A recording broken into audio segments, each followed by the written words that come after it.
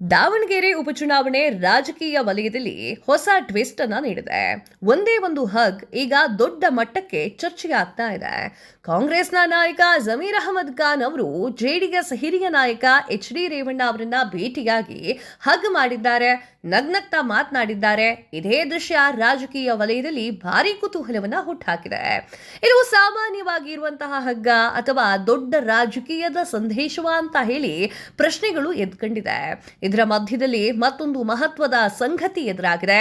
ದಾವಣಗೆರೆಯ ಉಪಚುನಾವಣೆಯಲ್ಲಿ ಏನಾಯ್ತು? ದಾವಣಗೆರೆ ಉಪಚುನಾವಣೆಯಲ್ಲಿ ಮುಸ್ಲಿಂ ಸಮುದಾಯಕ್ಕೆ ಟಿಕೆಟ್ ಕೊಡದೇ ಇದ್ರೆ ನಾನು ರಾಜೀನಾಮೆಯನ್ನ ಕೊಡ್ತೇನೆ ಅಂತ ಹೇಳಿ ಜಮೀರ್ ಅಹಮದ್ ಖಾನ್ ಅವರು ಹೈಕಮಾಂಡ್ ಹತ್ರ ಹೇಳಿದ್ರು ಎನ್ನುವಂತಹ ಸುದ್ದಿ ಹರಿದಾಡ್ತಾ ಇದ್ವು. ಜೊತೆಗೆ ಪಕ್ಷದ ಒಳಗೆ ಸಾಕಷ್ಟು ಷರತ್ತುಗಳನ್ನು ಕೂಡ ಅವರು ಮುಂದಿಟ್ಟಿದ್ರು ಎನ್ನುವಂತಹ ಮಾತು ರಾಜಕೀಯದಲ್ಲಿ ಗದ್ದಲ ಹೆಚ್ಚಾಗಿತ್ತು. ಈ ಎಲ್ಲಾ ಬೆಳವಣಿಗೆಗಳ ನಡುವೆ ರೇವಣ್ಣ ಜೊತೆಗಿನ ಆ ಒಂದು ಹಗ್ ಈಗ ಹೊಸ ಅರ್ಥವನ್ನ ಪಡೆದುಕೊಳ್ತಾ ಇದೆ. ರಾಜಕೀಯ ವಲಯದಲ್ಲಿ ಜಮೀರ್ ಅಹಮದ್ ಖಾನ್ ಅವರು ಕಾಂಗ್ರೆಸ್ಗೆ ಬಾಯ್ ಹೇಳುತ್ತಾರಾ, ಜೆಡಿಎಸ್ ಕಡೆಗೆ ಮುಖ ಮಾಡ್ತಾರಾ ಎನ್ನುವಂತಹ ಚರ್ಚೆಗಳು ಜೋರಾಗಿ ನಡೀತಾ ಇದೆ. ಹಳೆಯ ರಾಜಕೀಯ ಇತಿಹಾಸವನ್ನ ನೋಡಿದ್ರೆ ಜಮೀರ್ ಅಹಮದ್ ಖಾನ್ ಅವರು ಜೆಡಿಎಸ್ನಲ್ಲೇ ಬೆಳೆದು ಬಂದಿರುವಂತಹ ನಾಯಕರು.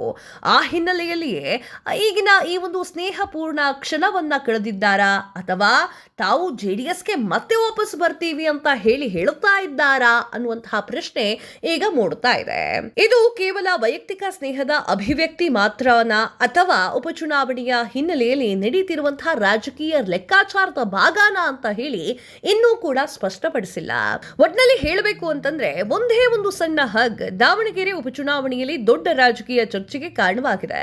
ಮುಂದಿನ ನಡೆ ಯಾವ ದಿಕ್ಕಿನಲ್ಲಿ ಸಾಗುತ್ತೆ ಅನ್ನೋದನ್ನ ಕಾದು ನೋಡಬೇಕಾಗಿದೆ. ಇನ್ನು ಉಪಚುನಾವಣೆಯ ವಿಚಾರಕ್ಕೆ ಬರುವುದಾದ್ರೆ ಕಾಂಗ್ರೆಸ್ ತನ್ನ ಅಭ್ಯರ್ಥಿಯನ್ನ ಅಖಾಡಕ್ಕೆ ಇಳಿಸಿದೆ, ಬಿಜೆಪಿಯು ಕೂಡ ತನ್ನ ಅಭ್ಯರ್ಥಿಯನ್ನ ಅಖಾಡಕ್ಕೆ ಇಳಿಸಿದೆ. ಈ ಸಲ ಕಾಂಗ್ರೆಸ್ಗೆ ಭಾರಿ ಹೊಡೆತ ಇದೆ. ಏನಪ್ಪಾ ಆ ಸಮಸ್ಯೆ ಅಂತಂದ್ರೆ ಮುಸ್ಲಿಂ ಸಮುದಾಯದ ನಾಯಕರು ಒಂದಿಷ್ಟು ಜನ ಬಂಡಾಯ ಎದ್ದಿದ್ದಾರೆ.